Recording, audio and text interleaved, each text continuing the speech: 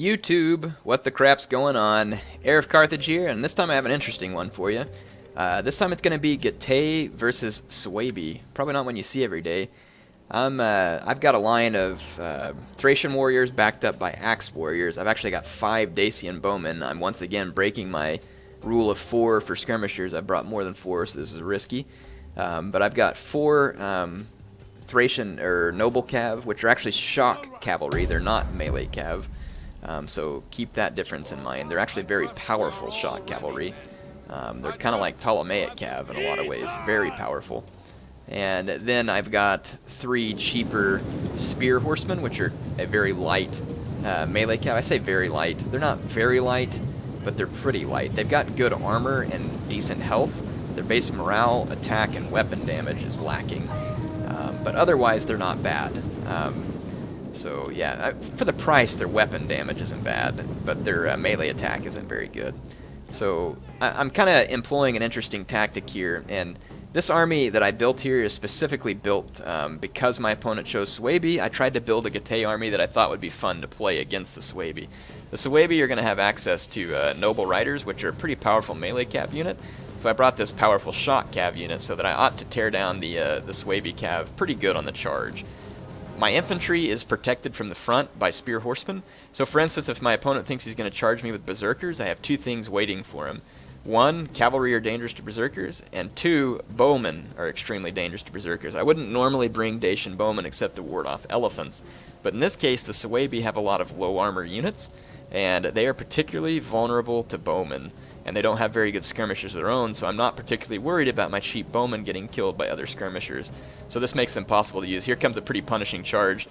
Look at this light cav, just gets flattened. You can see all their cavalry flipping over in the background. And then I get a really nice charge on his noble riders here, and just off the charge, I get a, well, looks like 6 kills, which may not seem like a lot, but a noble rider has expert charge defense, and that's actually a pretty punishing charge to take against a unit like that. But you can see his light cav just absolutely destroyed, down to 3 men. Like, so the charge was just completely devastating. I didn't lose a single man, killed his unit to the last man. So, yeah, my men celebrating an effective charge there. My opponent is reinforcing with spearmen, though, which is dangerous, but fortunately for me, he takes him into the back of his own cav. But they'll kind of intermix there and get a hold of some of my men. Watch what I'm doing here, though. He opened up a gap right here for me to get this, I'm going to put it in slow motion one more time, to get the spear horseman in. So now see this gap here. So this is just kind of a harassment technique. I'm going to engage piecemeal in places where I think it might gain me something, though this one was probably a bit hasty. Though I did destroy his cav pretty bad because he started throwing all these Germanic, or these javelins from the Germanic youths. See again, his spears were going to help mop up this fight, but here comes another painful shock cavalry rear charge into his levy spearmen. Levy spearmen can't handle a rear charge, and you can see their numbers just tank. So again, this is a very powerful shock cav unit, and this unit right here is already up to 128 kills. But he does finally bring his javelin men in, and he's going to kill some of my men, but again, hole opens up, and I'm going to hit it with the cheap spear horsemen. So this is where these guys are going to be useful. Bringing them in on this kind of charge, so taking out these Germanic youths. These guys aren't going to be great at everything, but that's certainly something they could be used for. So yep, one of my shock cav gets away over here, so I basically killed his cavalry and have most of a unit remaining. He's going to charge me with sword masters now. This is a good idea, because I'm slowly depleting his cav, and he needs to get the infantry fight started. One more time, I'm going to go into slow motion. So you see he has these very expensive sword masters leading for his army, which is fine. They're a good unit. They have a strong charge. But my unit has an even bigger charge and is going to deal his guys a lot of damage. So these Falxmen are very cheap units, but they have a very powerful charge. And so I think it's like, man, I can't remember how much these guys cost. I think it's like 320, and I put 1 upgrade on them.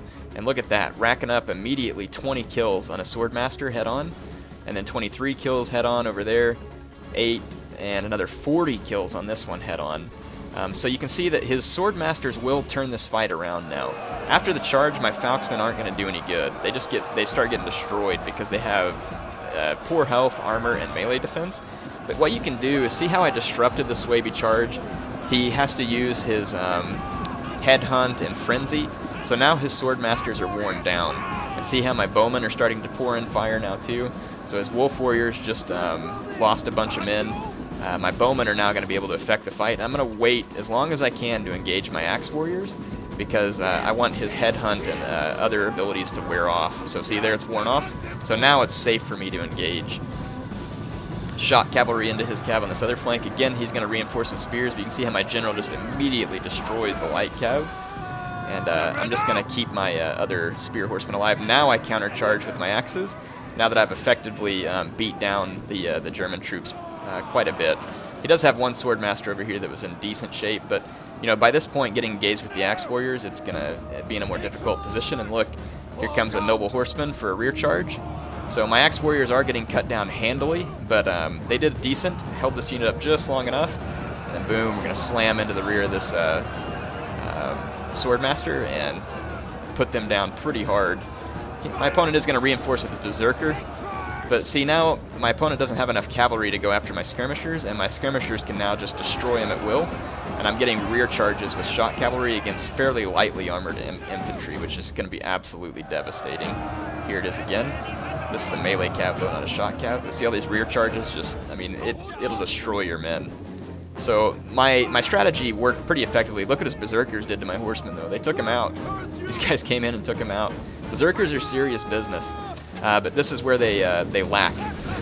Their armor is very low, and archers are these guys' worst nightmare. So it's not what they want to see. Archers, javelin men, berserkers cannot really defend themselves against them. So these guys are down a third of their men just after a couple of volleys, even from very cheap bowmen. He does have one Germanic youth unit left, and he's trying to take down my remaining cav out here. Really, that's just keeping him pinned. My opponent's out of infantry, really, and all he has left is these berserkers, which are berserking after a routing unit of mercenary axe warriors while getting shot. This is the danger of using berserkers. They're great, but when they go berserk, you can't control them. And my opponent could really use these guys elsewhere right now, but he can't control them. He has a few spearmen left. I catch this wolf warrior on the charge with my general and deal a pretty punishing blow to them. You can see them wavering, and his spears just routed from a charge from my mercenary axe warriors. They were also under archer fire. So my kind of anti-Suebi build ended up working out here. So from a cavalry standpoint, I was able to keep control of the cav fight, and then I brought the extras, which allowed me to utilize gaps against my opponent. So I think when matched up against the Getae, the challenge for the Suebi is going to be that the Getae has its cheaper horsemen are better than the Suebi's cheaper horsemen. So spear horsemen are going to be better than Germanic scout riders, and their good cavalry, the heroic riders, are very expensive, which so are the noble horsemen. The biggest difference comes in the fact that for the Germans, or the Suebi, sorry, their infantry is going to be pretty expensive. Like sword masters, for instance, is going to be pretty expensive. If my opponent had brought more wolf warriors or something, that's one thing. And if he had effectively maybe used the Ariovistus general ability, for instance, so his general was in a horse unit, I don't recommend that with the Germans. Remember the video I showed you all the Suebi scare tactics? If my opponent would have used that, I would have been in a lot more trouble here, because all of his horsemen would have had a massive charge and all that kind of stuff. So again, believe it or not, the barbarian blob formation would have been very helpful in this particular case. But my opponent still could have had a hard time, because I had units, like my extra spear horsemen, for instance, could have intercepted his infantry charge until those unit abilities ran out. And then once I had blunted their charge, I could then stop him, because see, he didn't have enough cavalry to be able to beat me even with those special abilities. It would have made his guys more powerful, that's for sure. But even with the special abilities, it wouldn't have been enough. So, but it would have been a better chance for him. And bringing, I think, one less swordmaster, or probably two less sword. Well, if he had the berserkers, to be honest, I just would have ditched the swordmasters altogether and just brought a lot more wolf warriors. And then he probably could have afforded a little better cavalry at that point too. But anyway, it was an interesting battle. You're not often going to see the Getae matched against the Suebi, so I was pretty excited about this one. I thought it was a lot of fun. My opponent by no means just got thrashed here. I mean, he killed a fair number of my men, almost 1,000 kills there. That's why it says Pyrrhic victory. So it was definitely a fun match and a great way to go. And again, I wrecked a lot of those swordmasters with my falxmen, but of course they got smashed. I knew my falxmen were going to get smashed by the Suebi infantry. All I wanted was the charge. So if you look at it, 320 talents, and I killed 44 swordmasters that I think run at like 1380 talents. And 44 out of, let's see, so this was Can't remember what unit sizes this battle was in. I think it was just in large unit sizes, and if that's the case, that means that I killed over a third of his unit for 320 talents when his unit cost 13 something.